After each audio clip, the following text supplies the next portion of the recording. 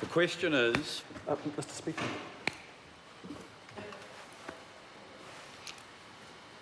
Phil Twyford.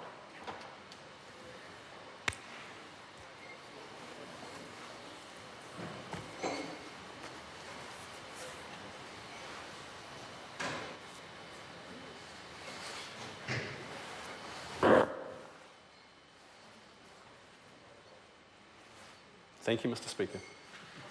It's my pleasure to take a call in this debate and begin that call using one of New Zealand's official languages, New Zealand Sign Language, in recognition that this week is the official week for New Zealand Sign Language. It is, Mr. Speaker, I think, also appropriate, particularly appropriate, in this debate to acknowledge the passing of Merv Hancock, who, as colleagues earlier in this debate have noted, was a pioneer of the development of the social work profession in New Zealand. He founded the Department of Social Work at Massey University in Palmerston North. He actually taught my wife when she did her social work degree at Massey. And he really did more, I think, than anybody else to develop the field of family, the practice of family therapy in New Zealand. But what the previous speakers didn't say is that Merv Hancock was a lifelong member of the Labour Party. And in fact, he stood as a Labour candidate in that 1972 election that swept Norman Kirk's Labour Party to office in New Zealand. And Merv only missed Hora Whenua by 200 votes. So there we go. So I want to pay tribute to Merv Hancock and give my condolences on behalf of the Labour Party to the Hancock family. So there's been some interesting contributions in this debate so far, and those following it will know that Labour is supporting this debate, this bill, I should say, the Social Security Legislation Rewrite Bill, with reservations. And I want to stress that we're supporting it to Select Committee, but we do have reservations, and we are somewhat disturbed by the attempt by the government to push this bill through with a truncated period for review by Select Committee. This is a big bill. It is a big and complex bill rewriting the principal act for our social security system.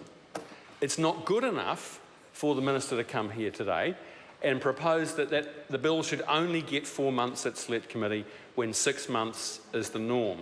It is a large and complex bill, and I note that government members have tried to argue that it's, I think the term that's been used is policy neutral. Well, there have been enough contributions already in this debate, I think, to put to rest that notion.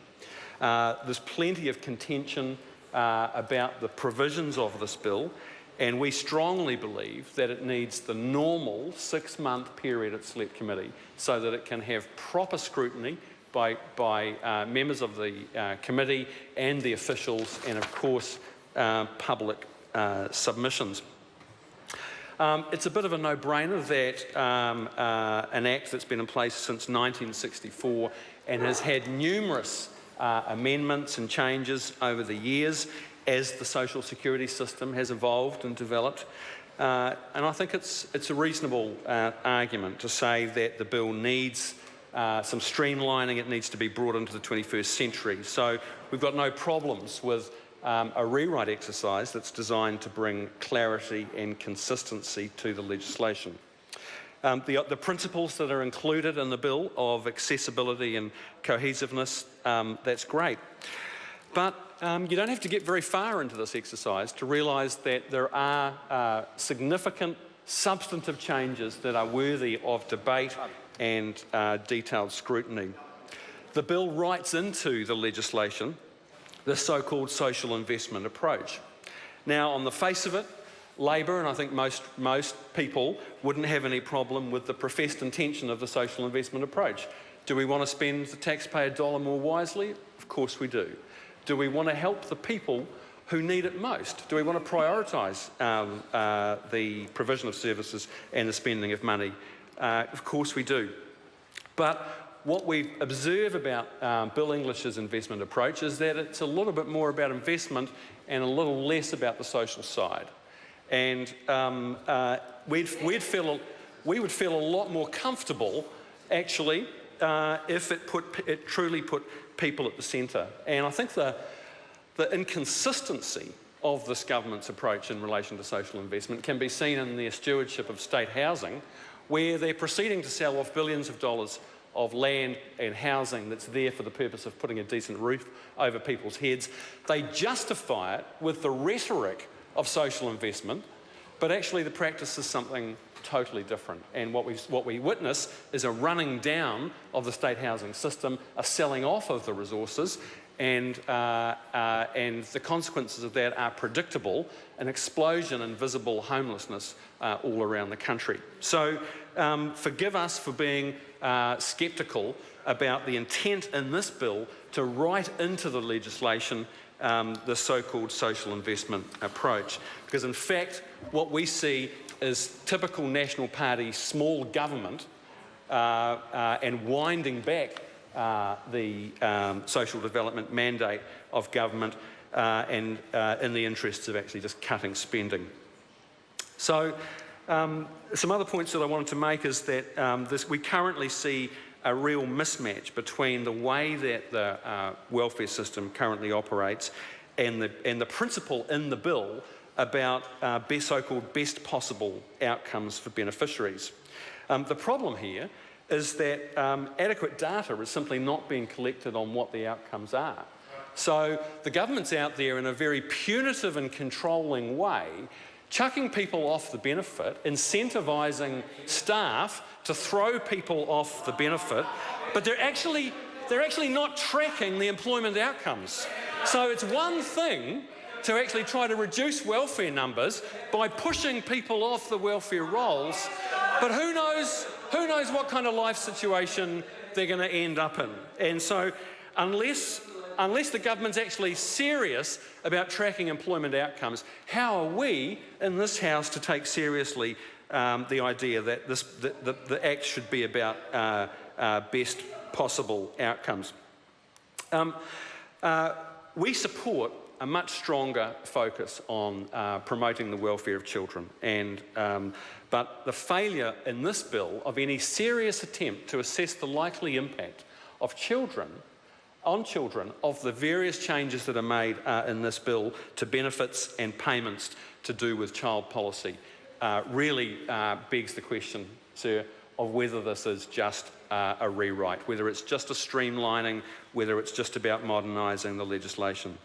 So an additional concern that we have is that this bill extends the ability of government to amend the regulations and puts more extensive powers in the government of the day to write regulations to put into practice the mandate of this bill. That raises real concerns about the potential lack of accountability and transparency in relation to this. It reduces the government's exposure to public feedback and scrutiny, and it's yet another thing which undermines our confidence that this is a policy-neutral rewrite simply designed to modernise the legislation.